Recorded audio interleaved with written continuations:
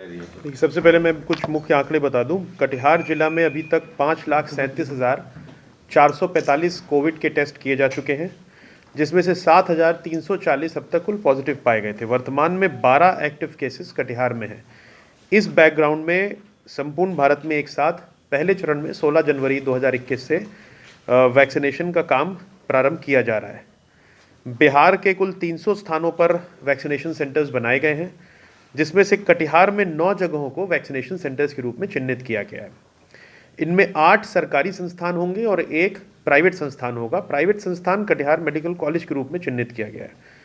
8 सरकारी संस्थानों में सदर अस्पताल है, बारसोई, मनिहारी, कदवा, कोढ़ा, कुर्सेला, फलका और डंडखोड़ा के हेल्थ फैसिलिटीज शामिल हैं। प्रतिदिन एक टीकाकरण स्थल पर 100 लाभार्थियों का टीकाकरण किया जाएगा। प्रथम चरण में, जो कि 16 जनवरी से प्रारंभ हो रहा है, स्वास्थ्य कार्यकर्ताओं और आईसीडीएस के कार्यकर्ताओं का, आईसीडीएस के जो कर्मी हैं उनको टीकाकरण किया जाएगा। इनमें प्राइवेट और सरकारी दोनों तरह के संस्थानों के स्वास्थ्यकर्मी शामिल रहेंगे और चिकित्सक से लेकर सफाई कर्मी तक सभी कर्मियों का टीकाकरण किया जाएगा। इस हेतु ये जानकारी देना आवश्यक है कि जिन कर्मियों का पंजीकरण पूर्व से किया गया है उन्हीं कर्मियों का टीकाकरण किया जाएगा। कटिहार जिला में अब तक 16,469 स्वास्थ्यकर्मी, आईसीडीएस कर्मी, पब्लिक और प्राइवेट दोनों अब तक पंजीकृत किए जा चुके हैं। आज अंतिम तिथि है पंजीकरण की। जितने लोग पंजीकृत होंगे उनको मोबाइल पे मैसेज जाएगा और एक टीकाकरण स्थल पर 100 लोगों को बुलाया जाएगा और उनका टीकाकरण किया जाएगा। सरकारी संस्थानों में 14,830 कर्मी रजिस्टर्ड किए गए और निजी संस्था और स्वास्थ्य सेवा से जुड़े 1,845 कर्मी पंजीकृत किए गए हैं। इसके बाद जो अगला चरण होगा उसमें फ्रंट लाइन वर्कर्स, जिसमें defence, paramilitary, jail, red cross, municipal workers, इन लोगों को शामिल किया जाएगा और उसमें 50 वर्ष से अधिक आयु और कोमॉर्बिडिटी पेशेंट्स को शामिल किया जाएगा। अभी ये सिर्फ हेल्थ वर्कर्स और आईसीडीएस कर्मियों के लिए। इसमें एक चीज़ बहुत जिम्मेदारी के साथ हम लोग कहना चाहेंगे कि यह वैक्सीन पूर्णतः सुरक्षित और कारगर है। हर प्रकार के टेस्ट से ये निखर के आई है। इसका फुल इम्यूनोजेनिक इफेक्ट शरीर में एक नियत अवधि के बाद आता है। पहली डोज के 28 दिन बाद दूसरी डोज देनी होती है और उसके 2 हफ्ते बाद एंटीबॉडी डेवलप होना शुरू करती है। यानी ये नहीं समझना है कि आज हमें वैक्सीन लगी और तुरंत हम इम्यून हो गए। ये इस चीज़ को बिल्कुल भी नहीं दिमाग में लाना है। ये ध्यान रखना है कि पहली वैक्सीन की डोज जब पड़ेगी उसके 45 दिन बाद ही एंटीबॉडी डेवलप होने की हम लोग उम्मीद करेंगे, और वो भी तब जबकि 28 दिन बाद दूसरी डोज भी ले ली गई हो।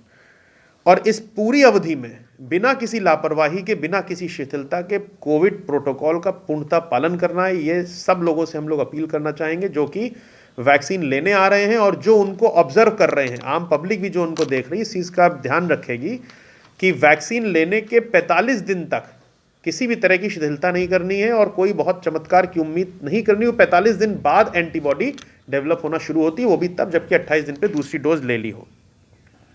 तो इसलिए आवश्यक है कि कोविड का बचाव का पूरा प्रोटोकॉल सभी लाभार्थी पहली सुई लगने के बाद 45 दिन तक अवश्य करें।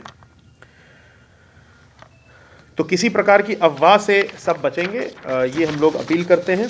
सारी वैक्सीनेशन साइट्स, जितने भी वैक्सीनेशन सेंटर्स हैं, उनको हम लोग 15 तारीख को पूरी तरह सैनिटाइज करा देंगे। मीडिया अगर देखना चाहें तो 14 तारीख को मीडिया जाके वैक्सीनेशन सेंटर्स देख सकते हैं। वैक्सीनेशन सेंटर्स मुख्यतः कुछ भागों में बटा है। सबसे पहले पहचान होगी लाभुक की, फिर रजिस्ट्रेशन उसका होगा, मिलान किया जाएगा, फिर टीकाकरण होगा और टीकाकरण के बाद प्रत्येक वैक्सीनेशन सेंटर में एक वेटिंग एरिया रखा गया है, क्योंकि वैक्सीन लगने के बाद उसको ऑब्जर्वेशन में जो लाभार्थी है उसको रखना अनिवार्य है।